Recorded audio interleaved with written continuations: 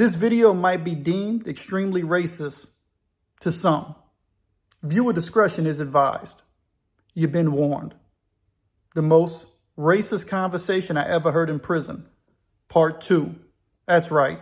If you hadn't seen part 1, I'll leave a link at the end of the video in the description. I was in prison with a white convict named Al and a black convict named Jim. Both of them were older. Both of them were ornery. Both of them complained about everything in life because they had lived most of their life in and out of prison. Both of them had done over 20 years in prison. Between the two of them combined, they probably had 40, 45 plus years incarcerated. They were pretty blunt and straightforward with the way they spoke to each other. And it was the most interesting thing you could ever listen to. One night, they sat on each other's bunks, laughing and joking about the most racist things I ever heard in my life. That's right, they were sharing a cup of coffee and oatmeal pies while they spoke racist comments back and forth to each other.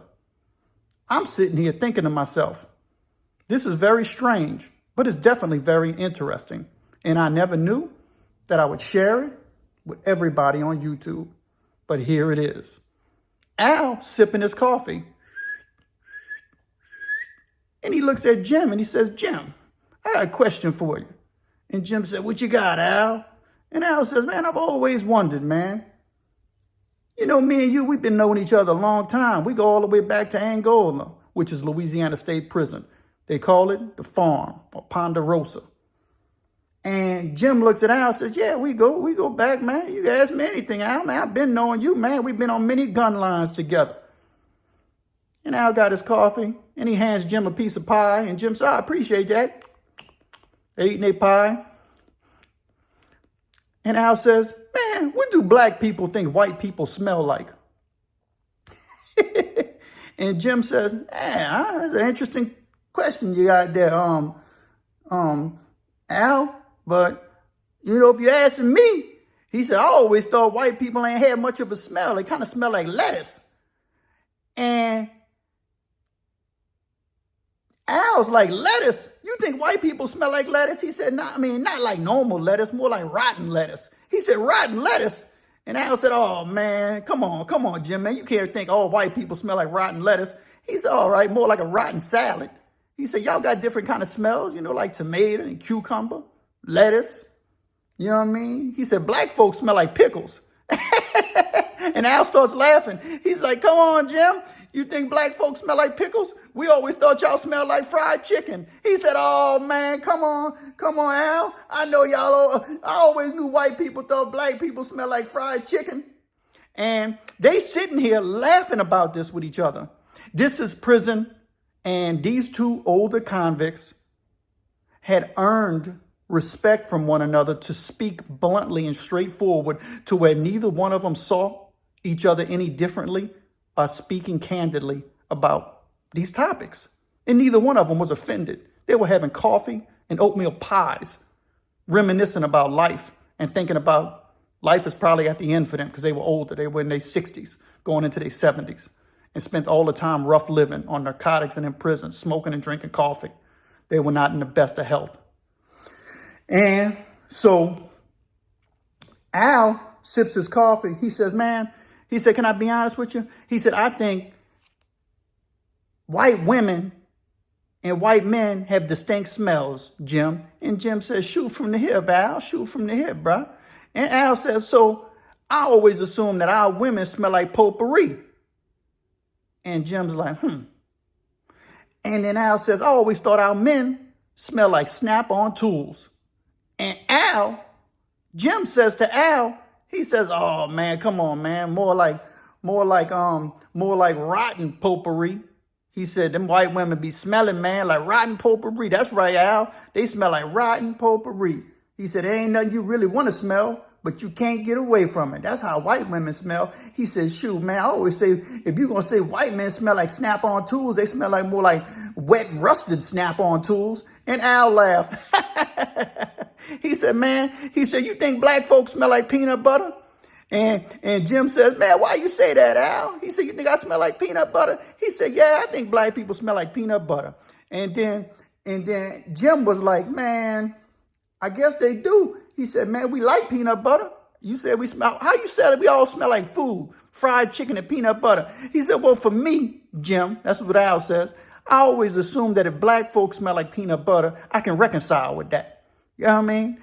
And Jim said, go on now. And then Al says, because if black folks smell like peanut butter, I feel like we got something in common. He said, because all the years and decades I spent in the penitentiary, he said, I lived off of peanut butter. I ate peanut butter. That's how I survived. So for me, it's reconciling that me and black folks have something in common. I like peanut butter. They smell like peanut butter. And Jim said, oh, Al, man, you got things messed up, man. You got to start thinking like a black person, man. You got to think like the brothers, man. You're thinking like a white man. He said, don't be thinking like that. And then Al said, well, how am I supposed to think? And Jim says, you're supposed to think like this, man. When you look at peanut butter, you got to know that a black man had created that. And Al says, ain't no black man create no peanut butter. And Jim says, see, that's your problem right there, Al. You don't be knowing who be making what. Black folk create peanut butter. And see, black folks ain't made no mayonnaise. He said, why black folk ain't made no mayonnaise, but they made peanut butter? And then Jim says, man, see, because we ain't going to make nothing and we ain't going to make it white. He said, come on now, get on up out of here. And so Al tells Jim, he said, well, y'all might have made the peanut butter. And he said, I don't know if you're really telling me the truth on that neither. I'm gonna have to look that up. And Jim said, oh, man, Al, you can look that up, man. I respect you, Al. He said, but I can't believe you don't know black folk made peanut butter. He said, oh, man. He said, maybe you're right. I'm going to find out. He said, but I do know what white folks made. And Jim said, what white folks made? He said, we made pretty much everything. He said, you know what we made that you eat every day? He said, what's that? He said, the sandwich. Al said, white folks made the sandwich. And see, the sandwich is needed by everybody. And the white people made the sandwich. And then Jim said, oh, man, I don't know about that, man. He said, y'all might have made bread. Y'all might have made bread because that's white. He said, you got them brown edges, though. He said, so, I really don't know. That might mean something. And Al said, what that means? And Jim said, well, see, it might be white in the middle, but it's surrounded by a brown edge. That brown edge could be us huddling y'all together, man, keeping y'all in check, in line. We surrounding y'all, And then Al said, oh, man, that's why I cut the edges off all the time. And Jim said, oh, man, come on, man. You want another shot of coffee? And Al's like, yeah, man, make me another shot. He gets the cup of coffee. He goes to the water fountain, comes back with a shot of coffee, hands Al a coffee, and they continue their racist conversation up a second cup of coffee. And that's what you do in prison. Sip after sip. You have that coffee and you keep on talking. So they kept on talking. And then Jim says, Al, I know we do our laughing, our joking, man. And we make the best out of our prison time. And we've been knowing each other, man, for a long time. He said, I trust you, bro. He said, but something I've been wondering, Al. He said, you sure you ain't got no black folk in your family down that DNA line somewhere? And Al said, why are you asking me that? He said, I don't know, man. It feel like when I look at you, you might not be all the way white. And Al said, man, as far as I know, I'm all the way white. And I'm not going to accept anything other than that because my mom told me I was white. My mom Italian. My dad German and Irish. He said, that's all white. And then that's when Jim looks at him and said, you said Italian? He said, now, let me tell you something, man. Italians ain't all the way European. They got some Africana mixed in there somewhere. And Al said, oh, you full of it. He said, no, I'm telling you, man, that's why they got their hair like that. He said, Al says, Italians got normal white people hair. He said, nah, Al, hold up now. If you pay attention, that hair's packed tight. It's got some curls in it. And then Al touches his hair like this. And he said, well, not you, Al. I mean, I can't tell. You got normal white people hair. You say you got that German in you too. So you got that normal hair. He said, but I'm just saying, if you got Italian in you, you might have black in you. And then that's when Al looks at Jim and says, well, how you know you don't got white in me? And Jim said, well, I really don't know that. Because I heard my great-great-great-grandfather on my mama's side, who traced all the way back, we might have some white folks in us.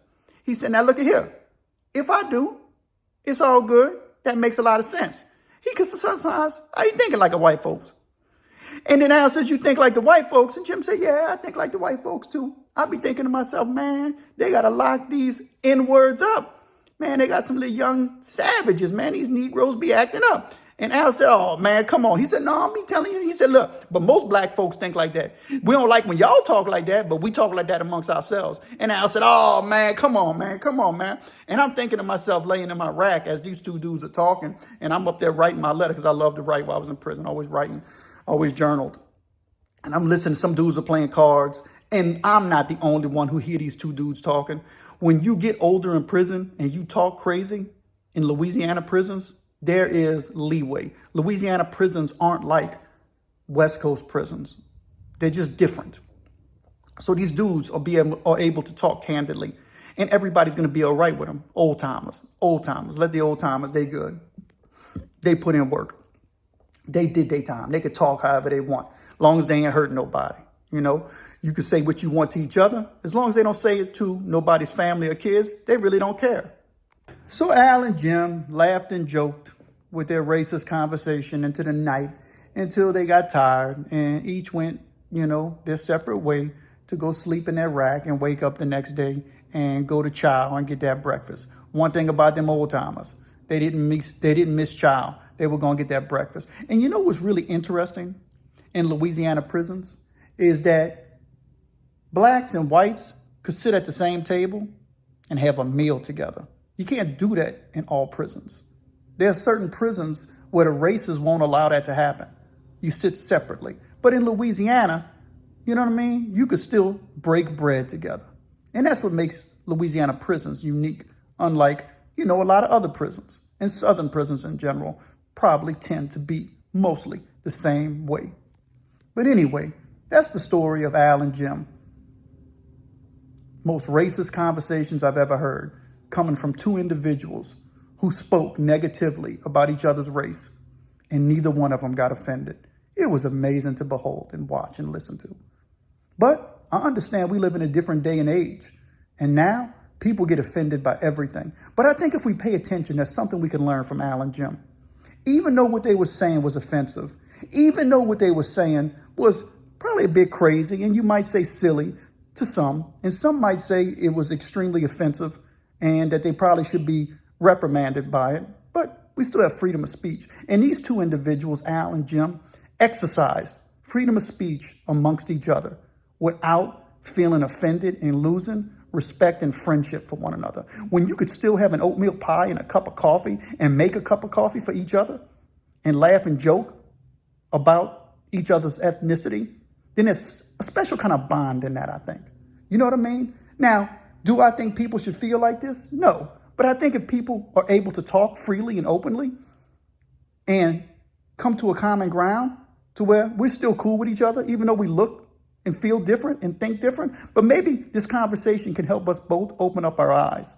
Hey, listen, by the time they were finished, I wonder if Al ever thought to himself, maybe if I ever get out, I can get a DNA test. I don't know if he ever lived to get to that point, but maybe he did. And maybe he found out he had some black in him somewhere.